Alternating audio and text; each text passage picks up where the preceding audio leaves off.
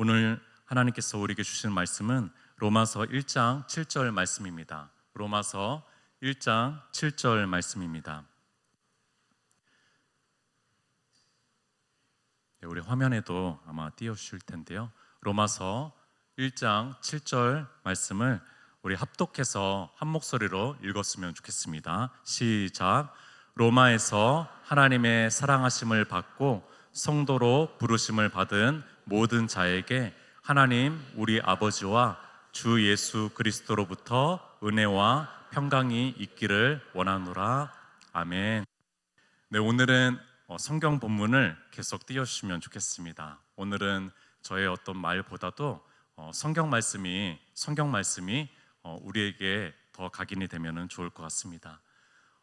AD 410년 8월 25일에 게르만족이 로마를 에워싸고 침공을 해서 에워싸고 멸망하려고 하는 그런 시점에 왔습니다.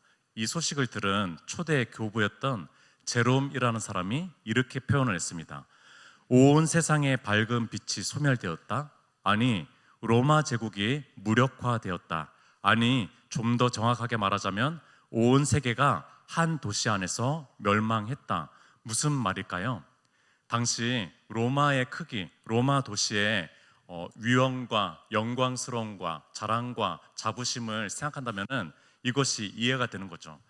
로마 도시가 멸망하는 그 순간에 모든 세상이 멸망하는 것처럼 느껴진 그런 사건이 바로 이 로마 도시의 게르만족에 의한 침공이고 멸망입니다. 로마는 도시들의 여왕이라고 불렸고요, 나라들의 어머니라고 불렸습니다. 모든 길은 로마로 통한다라고 얘기하잖아요.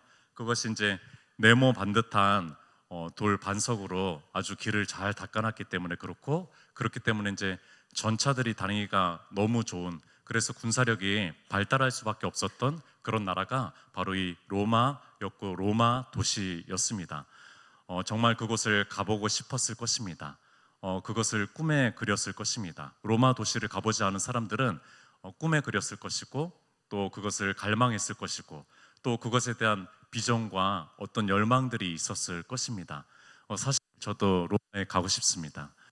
배낭여행 때 로마 도시에 갔는데 그 고대 흔적들, 또 콜로세움 원형 경기장, 또 마르셀루스 극장, 그리고 이제 교황이 국가 원수인 바티칸 소국, 거기에서 이제 미켈란젤로의 천지창조를 보게 됐죠. 그 장엄한 광경들을 보게 되면서 로마에 한 번 더 가고 싶다라는 생각이 듭니다. 그 정도로 로마가 대단한 도시입니다. 지금도 그렇게 가고 싶은 로마 도시입니다. 그런 로마가 멸망하니까 사람들은 세상의 종말이 왔다라고 생각을 할 수밖에 없었어요. 이 로마 도시가 멸망한다고? 라고 생각하면서 세상의 멸망이 온 것처럼 마음이 무너지고 상처가 됐고 모든 자긍심과 자부심이 다 무너지는 사건이 바로 게르만족에 의해서 로마 도시가 무너지는 사건이었습니다. 그러니까 이 제롬이라는 교부가 온 세계가 한 도시 안에서 멸망했다라고 표현하는 것이죠. 한편으로는 이 대단한 로마 도시가요, 초대교회 그리스도인들에게는 어떤 의미를 가졌을까요? 초대교회 그리스도인들에게는요, 핍박과 고난의 상징이었습니다. 왜냐하면 로마 도시는 로마 제국에서 가장 황제 숭배를 많이 하는 그런 도시입니다. 그러니까 황제 숭배를 하지 않는 그런 그리스도인에게는요, 고난이 찾아오는 것이고 핍박이 찾아오는 것이고 어려움이 찾아오는 곳, 그곳이 바로 로마 도시입니다. 그래서 밀라노 칙령 기독교가 공인되기 전까지 한 300여 년 정도 그리스도인들이 이 로마 도시 안에서 수많은 순교와 핍박을 당하면서 살아왔습니다. 오늘 본문은 이렇게 시작합니다. 로마에서라고 시작합니다. 로마에서. 바울에게 로마는 어떤 곳일까요? 바울에게 로마는요, 어떤 대단한 영광스러운 도시도 아니고 바울에게 로마는요, 고난과 핍박으로만 점철되는 그런 나라가 아니라 바울에게 로마는요, 선교에 대한 열망이 가득해서 그곳을 꼭 가야 된다, 내가 가진 이 복음을 꼭 전해야 된다라고 하는 그 선교지였을 뿐입니다. 바울에게는 이 로마가 선교지였어요. 그 열망을 가지고 이 로마서를 기록하고 있는 것이죠. 나는 정말 가고 싶은데 지금은 갈 수 없으니 이 로마서를 기록한다. 나는 그곳을 가야 된다. 나는 이 복음을 들고 가야 된다. 이 마음을 가지고 열망했던 사람이 바로 이 바울입니다. 바울에게 있어서 이 도시는 선교지였던 거예요. 우리 이제 국내외 선교를 준비하고 있는 그곳처럼 이 어마어마해 보이는 이 로마도요, 바울에게는 그저 복음이 필요한 선교지였던 것입니다. 그러면은 이 로마 도시에 무엇이 필요할까요? 무엇이 필요할까요? 우리 이제 본문을 보시면은 무엇이 필요할까요? 맞습니다. 그 로마 도시에 또 필요한 것은 하나님의 사랑입니다. 하나님의 사랑하심이 필요한 것이죠. 누구보다도 로마 시민권을 가지고 있는 바울은 잘 알고 있습니다. 로마 도시가 주는 혜택과 어떤 지위와 권리와 선물들을 잘 알고 있습니다. 그럼에도 불구하고 이 로마에 필요한 것은 하나님의 사랑하심이라고 얘기하고 있습니다. 로마 시민권이 제공할 수 없는 그 어마어마한 그것을 제공해야 되는데 그것은 하나님의 사랑이라고 얘기하는 것입니다. 로마라는 현실보다 더 강한 현실과 강한 힘이 있다면 그것은 하나님의 사랑하심입니다. 여러분들에게도 하나님의 사랑하심이 여러분들의 어떤 것보다도 더 큰 현실이었으면 좋겠습니다. 사랑은 무엇일까요? 사랑은 무엇일까요? 제가 전도사 초년에 한 부목사님께서 저한테 이렇게 물어보셨어요. 사랑이 무엇이라고 생각합니까? 라고 물어보니까 제가 그래도 사역자잖아요. 사역자고 신학도 공부한 사람인데 사랑에 대해서 물어보니까 좀 자존심이 상하더라고요. 또 그래서 이제 신학적인 어떤 이제 사랑에 대해서 얘기를 해줘야 되겠다라고 하는데 아무래도 더 심오한 것이 있을 거라고 생각을 해서 잘 모르겠습니다라고 겸손하게 이제 그 부목사님께 얘기를 했습니다. 그 부목사님께서 이렇게 얘기하시더라고요. 사랑은 조건 없이 주는 것입니다라고 얘기를 하더라고요. 저는 이제 굉장히 심오하고 아주 진지하고 심각한 답을 제시하실 줄 알았는데 그냥 사랑은 무조건적 조건 없이 주는 것이라고 얘기를 하더라고요. 그 부목사님이 이제 지금 담임 목회를 잘 하고 계시는데 그렇더라고요. 인생을 살아보니까 부모 곁을 떠나는 순간부터요, 사랑을 받을 만한 자격과 조건을 갖추어야만 사랑을 받을 수 있더라고요. 이 세상 속에서 사랑의 어떤 자격을 갖춰야지만 사랑을 받는다라는 것을 많이 느끼게 됩니다. 사랑받을 만한 어떤 자기 증명을 해야지 사랑을 받는다라는 것을 많이 느끼게 돼요. 부모님 외에는요, 저를 무조건적으로 사랑하는 사람은 거의 없는 것 같습니다. 그렇지 않으면요, 무가치한 존재라는 생각이 제 자신이 느껴져요. 나 사랑받지 못하고 있지? 라는 생각을 하게 되는 것이 제 마음이라는 것입니다. 그런데 성경은 이렇게 얘기합니다. 우리가 아직 죄인 되었을 때 그리스도께서 우리를 위해 죽으심으로 우리를 위한 자기의 사랑을 확증하셨다라고 말씀하십니다. 우리가 하나님의 원수 되었을 때 그의 아들이 죽으심으로 우리가 하나님과 화해되었다라고 말씀해 주십니다. 우리가 길을 잃고 산중을 헤매고 있을 때 선한 목자께서 오셔서 우리를 어깨에 들쳐매고 우리를 먼저 데려간 그 사람이, 그분이 바로 하나님의 사랑이라고 얘기합니다. 우리가 하나님을 알기 전에 하나님께서 먼저 너는 내 거야, 너는 내 거야. 내가 하나님을 알기도 전에 하나님께서 너는 내 거야 라고 말씀하신 그분의 사랑은 바로 이런 사랑이었습니다. 범죄로 죽었을 때 그조차도 그리스도께서 함께 죽고 함께 사심으로 내가 살게 한 그 사랑이 바로 하나님의 사랑입니다. 어떻게 이럴 수 있을까요? 어떻게 이 무조건적인 사랑을 할 수가 있을까요? 그것이 의구심이 들고 의심이 들 때마다 우리가 이제 쳐다봐야 될 그곳은 바로 예수 그리스도의 십자가라는 생각을 해봅니다. 예수 그리스도의 십자가죠. 그것이 의심이 들고 그 사랑이 내 마음에 확증되지 않고 내 마음에 불확실성으로 있을 때 우리가 쳐다보게 될 것은 바로 예수 그리스도 십자가랍니다. 거기서 우리는 사랑의 실체이신 하나님을 만나게 되고요, 거기서 우리는 사랑의 눈이 먼 하나님을 보게 됩니다. 우리 모두는요, 하나님의 사랑을 받은 자입니다. 자, 그러면은 하나님의 사랑을 받은 자 존재가 어떻게 되는지 봅시다. 로마에서 하나님의 사랑하심을 받고 뭐로 불러진다고요? 성도로 부르심을 받는다라고 얘기합니다. 성도, 굉장히 부담스러운 호칭이죠. 거룩한 존재, 성인, 순결한 자, 성스러운 자, 우리에게 어울리지 않는 그런 호칭을 하나님께서 허락해 주십니다. 전적인 하나님의 사랑 때문입니다. 우리에게는 어떤 조건이 부여되지 않고 하나님께서 사랑을 부여하시는 그 순간에 우리가 성도라고 불림을 받다라고 얘기해 주고 있습니다. 이런 생각이 들죠. 죄인인 우리를 그냥 용서만 해주셔도 되는데, 아니 성도라고 불려준다고? 우리가 감히 그 이름을 받을 수가 있다라고? 그러나 하나님께서는 이 로마서에 또 성경에 우리를 성도라고 부르고 있습니다. 바울이 로마 시민권보다도 더 대단한 신분을 얘기해주고 있는 것이죠. 그래서 감격에 젖어서 이 성도라는 호칭을 얘기해주고 있는 것이죠. 성도는요, 주님의 피로 산 하나님이 사랑하는 소중한 존재입니다. 그 사실을 잊지 않았으면 좋겠습니다. 우리가 이제 집사 직분 받기 전에 사용하는 호칭으로 부르다 보니까 이 성도의 이 호칭이 굉장히 급이 좀 낮은 것처럼 생각이 들지만, 사실은 이 성도라는 말 자체가 너무 대단한 거고 우리가 감히 받을 수 없는 호칭이고, 그래서 이것 때문에 평생 주님을 사랑할 수밖에 없는 것이고, 그래서 이것 때문에 평생 내가 사랑에 비친 자로 살아갈 수밖에 없는 것이고, 나를 그냥 용서해 준 것뿐만이 아니라 성도로 세우셨지, 그러면은 내가 성도답게 살아야 되지 라고 생각하면서 거룩하게 한 걸음 한 걸음 걸어가 보려고 하는 그 호칭이 바로 성도입니다. 성도예요. 이 성도는 집사 직분 전에 직분이 아닙니다. 이 이름은요, 우리 모두에게 부여된 이름입니다.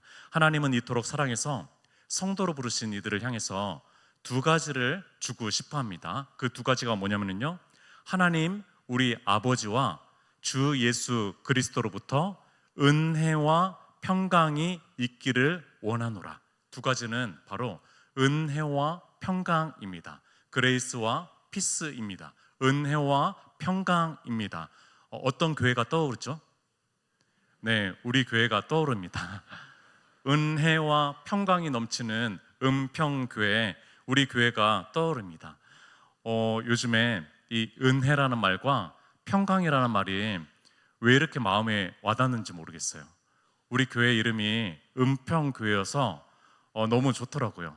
이 은혜와 평강이 넘치는 은평교회라는 말이 참 너무나 좋더라고요.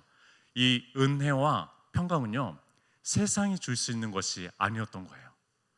로마 제국이, 로마 도시가 줄 수 있는 것이 아니었다는 것입니다. 그러니까 바울은 없는 것을 줘야 되잖아요. 없는 것을 위해서 기도해야 되잖아요. 이것은 오직 하나님 아버지로부터, 오직 주 예수 그리스도로부터 올 수 있는 그것이었다는 것입니다. 이것을 이 바울이 로마에 있는 교인들에게 축복하면서 기도하면서 은혜와 평강이 있기를 원하노라 기도하고 있는 것이죠. 우리가 너무 쉽게 얘기하죠. 은혜 받았습니다. 은혜 받았습니다. 그리고 평안한 밤 되세요. 평안한 밤 되세요. 너무나 쉽게 얘기하는 이것이요, 하늘에서만 줄 수 있는 거라니까요. 이것이요, 우리 안에서 찾을 수 있는 것이 아니라니까요. 이것이요, 세상에서 찾을 수 있는 것이 아니라니까요. 이것이 하나님께서만 주실 수 있는 그런 것입니다. 삼위 하나님께서 애쓰시고 일하시고 역사하시고 그분께서 회의를 하시고 그래서 나오는 것이 은혜와 평강인 것입니다. 은혜란 무엇이죠? 은혜는요, 하나님께서 다 하셨다라는 선언이죠. 하나님이 전부이십니다 라고 하는 그런 고백과 천명이죠. 은혜는 복음의 핵심입니다. 은혜는요, 복음의 전부입니다. 은혜는요, 하나님께서 먼저 하셨다라는 거예요.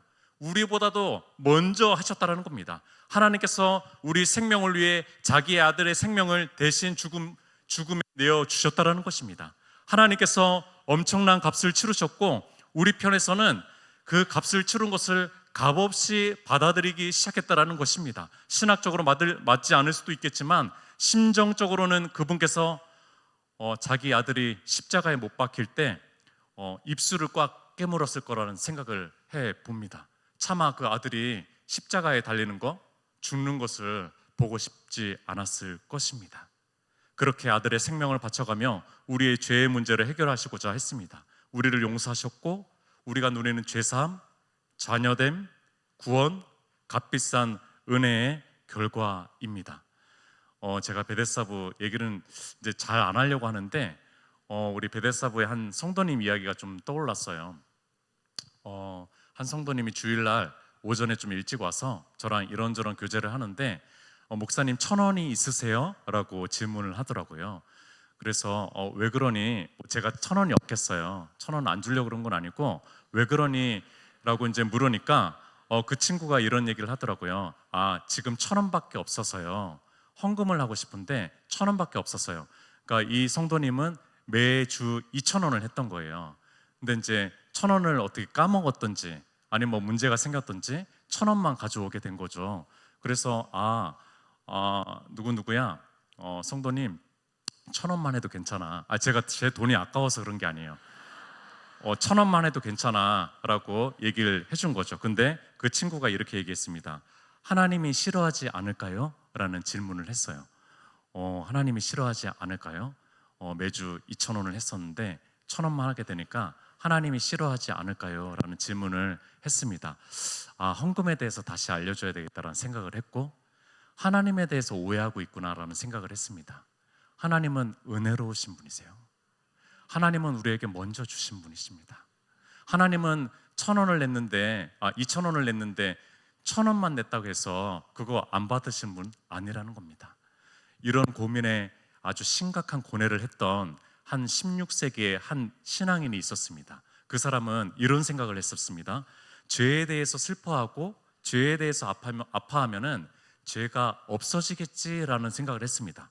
법을 잘 지키고 착한 일을 하면 괜찮은 사람이 되겠지라는 생각을 했습니다. 열심히 성경 읽고 찬양하고 기도하면은 내가 하나님께 인정받는 사람이 되겠지라는 생각을 했습니다. 정말 진실하게 신앙생활하면은 심지어 이 사람은 무릎으로 이 계단을 수십 개의 계단을 오르락내리락 하면서 기도를 했던 사람입니다. 하나님께서 기뻐하시겠지라는 생각을 합니다. 그런데 이런 생각이 계속 찾아오는 거예요. 내 마음에 내가 진실하게 하나님을 신앙하고 있나? 라는 생각만 드는 거예요.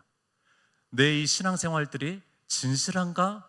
라는 생각만 계속 드는 거죠. 이 고민을 했던 사람이 바로 16세기의 종교개혁가 마틴 루터입니다. 마틴 루터가 이 고민에 휩싸였던 것이죠. 그때 로마서 1장 17절에 하나님의 의를 발견하게 된 거예요. 복음에는 하나님의 의가 있나니, 의가 드러났다라고 얘기하면서 복음에는 하나님의 의가 있었던 거예요. 복음에는 내 무릎을 꿇고 기도한 기도의 의가 있었다라고 얘기하지 않습니다. 복음에는 내가 성경을 열심히 읽고 기도한 것에 대한 어떤 조건이 들어있었다라고 얘기하지 않습니다. 복음에는 하나님의 의가 있었다라고 얘기합니다. 하나님의 신실하심만 있었던 거예요. 여기에서 은혜라는 것을 발견하게 된 겁니다. 은혜라는 것을 발견하게 된 거예요. 주님이 먼저셨구나. 주님의 공로가 전부이구나. 내가 주님을 사랑한 것이 아니라 주님이 나를 먼저 사랑하셨구나. 나의 선한 행동이나 공로와 자격증이 아니었구나. 내가 아니라 주님이 신실하셨구나. 내가 하나님을 기억한 것이 아니라 하나님이 나를 기억하시고 또 기억하시고 잊지 않으셨구나. 오직 은혜였구나. 솔라 그라티아, 솔라 그라티아. 이것을 얘기한 사람이 바로 이 마틴 루터입니다. 주님은 구원에 필요한 모든 것을 다 이루셨습니다. 그것을 믿으십시오. 주님은 우리가 처음부터 끝까지 회심하는 것부터 또 성장하는 것, 선택받는 것, 천국에 들어가는 것, 이 모든 구원을 하나님께서는 다 이루셨습니다. 이것이 은혜입니다. 그 은혜가 풍성한 우리 교회가 되었으면 좋겠습니다. 그러면은 이 은혜로우신 하나님으로부터 받는 두 번째는 무엇일까요? 그것은 바로 평강입니다. 평강. 너무나 잘 아는 히브리어로는 샬롬이고요. 헬라어로는 에이레네라는 단어입니다. 잘 있음, 가득함, 넉넉함, 풍성함, 온전함, 화목, 뭐 다 얘기할 수도 없습니다. 수십 개의 번역으로 번역할 수 있는 그 단어가 바로 이 샬롬이라는 것입니다. 샬롬은 구약의 선지자들의 비전이었습니다. 물고 뜯고 하는 자들이 서로 화목하고 화해하게 되는 그런 세상에 대한 꿈이었습니다. 늑대와 양이 함께 살고 표범과 어린아이가 함께 노는 그런 세상에 대한 꿈이었습니다. 사람들이 칼을 쳐서 보습으로 만들어버리고 창을 쳐서 낫으로 만들어버리는 그런 세상에 대한 꿈이었습니다. 이 나라와 저 나라가 다시는 칼로 서로 치지 아니하며 다시는 전쟁을 연습하지 않는 그 나라를 이 구약의 선지자들은 꿈꾸고 꿈꿨습니다. 얼마나 허무맹랑합니까? 얼마나 허무맹랑해요. 이 전쟁의 시대 가운데서 이들이 이런 꿈을 꿨다라는 것이 얼마나 허무맹랑합니까?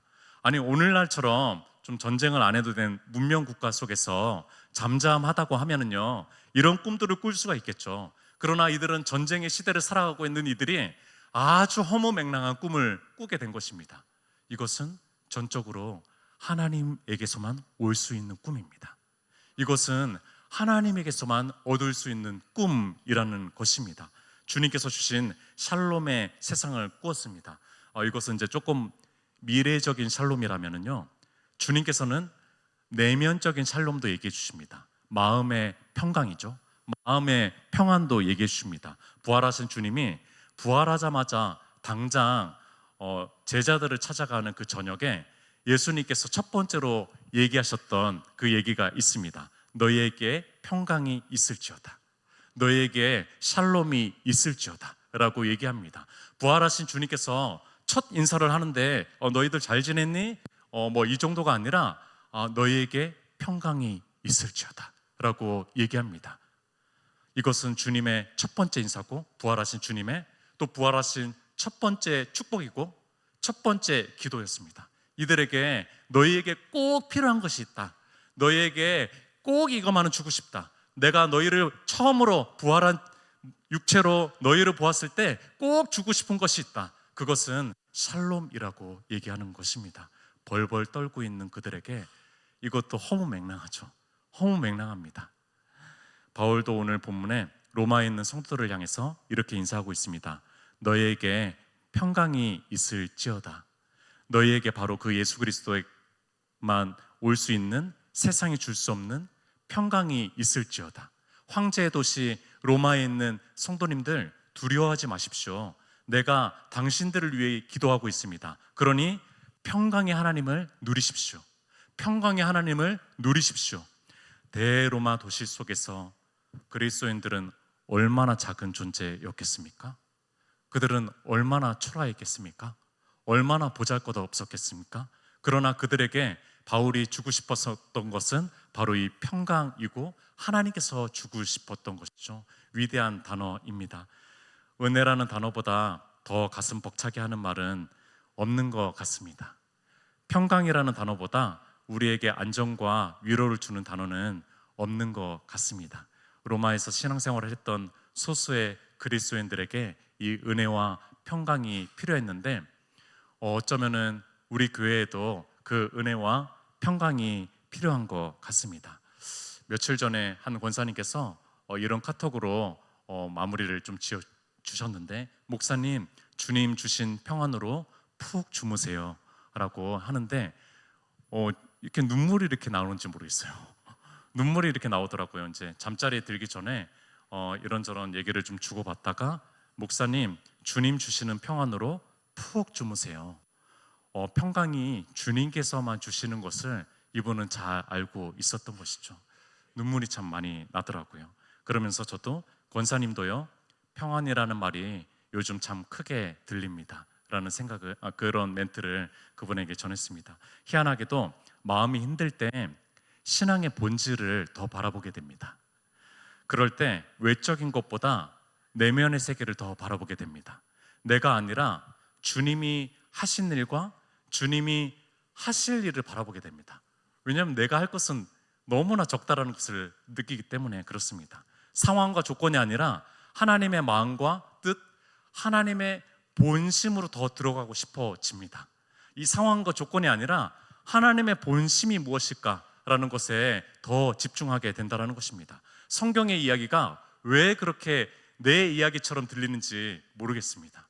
하나님의 이 말씀 성경책이 왜 이렇게 확성기처럼 들리는지 모르겠습니다. 힘든 마음속에서 나의 고난을 넘어서 주님의 고난이 묵상되어지는 것은 이 시간을 통과하는 너무나 큰 유익이라는 생각을 해봅니다. 이 큰 유익을 주님께서 주시려나 봅니다. 한 협동장로님과 교제하는데 이런 얘기를 하셨습니다. 이럴 때일수록 보혈 찬양을 더욱 불러야 합니다. 주님이 일하신 보혈 찬송을 올려야 합니다. 찬양을 더 많이 불러야 합니다 라고 하면서 찬송가를 알려주셨습니다. 우리가 너무나 잘 아는 찬송가입니다. 250장 구주의 십자가 보혈로, 그리고 252장 나의 죄를 씻기는, 그리고 254장 제가 그걸 기록을 했거든요. 너무 소중해가지고 254장 내 주의 보혈은, 이 찬양들을 몇 개를 알려주셨고 너무나 잘 알고 있고 익숙한 찬양이었습니다. 근데 이 찬양들이 왜 이렇게 크게 느껴지는지 모르겠어요. 보혈 찬양은 그런 거잖아요. 내가 한 것은 아무것도 없고 주님만 다 하신 그 고백에 대한 찬양이잖아요. 보혈 찬양은 주님이 전적으로 하셨다라는 주님을 향한 고백이잖아요. 그것이 은혜의 찬양이잖아요. 보혈 찬양을 통해서 다시 신앙의 기본으로 돌아가는 것 같습니다. 맞습니다. 사실 내 삶의 걸음마다 십자가의 은혜였습니다. 걸음마다 십자가 예수 그리스도의 은총이었습니다. 내가 여기 서 있는 것은 주님의 은혜로 인한 것이었습니다. 내 안에 있었던 평강이 주님이 주신 것이었군요. 내가 그냥 아무렇게나 누렸던 이 평강이 주님이 주신 것이었군요 라는 생각을 해보게 됩니다. 이것을 주시는 분 하나님 우리 아버지십니다. 이것을 주시는 분 주 예수 그리스도입니다. 우리 은혜와 평강이 넘치는 은평교회가 되었으면 좋겠습니다. 오늘부터 이제 새로운 형식으로 드려지는 금요 성령 기도회가 주님 앞에 올려드리고 있습니다. 이 시간 성령님이 임재하셨으면 좋겠습니다. 왜냐하면 성령님께서만 하나님의 사랑을 우리에게 깨닫게 해주시기 때문입니다. 성령님께서 자유함을 주십니다. 성령님께서 은혜와 평강을 허락해 주십니다. 이 시간 우리 함께 기도했으면 좋겠습니다.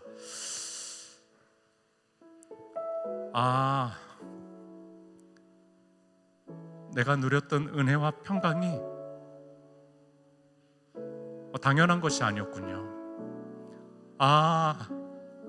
우리 은평교회의 이 은혜와 평강이 당연한 것이 아니었군요. 세상이 줄 수 없는 것이었군요. 우리가 얻을 수 있는 그런 것이 아니었군요. 우리가 취득하고 우리의 조건과 우리의 어떤 것으로, 조건으로 인해서, 우리의 일로 인해서, 우리의 공로로 인해서 취할 수 있는 것이 아니었군요. 이것은 하나님의 전적인 은혜였군요. 이것은 하나님의 주시는 평강이었군요. 내가 이것을 누릴 수 있었던 건 너무나 큰 은혜였습니다. 내 자신이 은혜와 평강을 누릴 수 있도록 기도해 주시고, 또 우리 은평교회가 은혜와 평강을 찾을 수 있도록 주님께서 함께 하시고 인도해 달라고 우리가 함께 기도했으면 좋겠습니다. 이 시간 주여 한번 외치고 기도하도록 하겠습니다.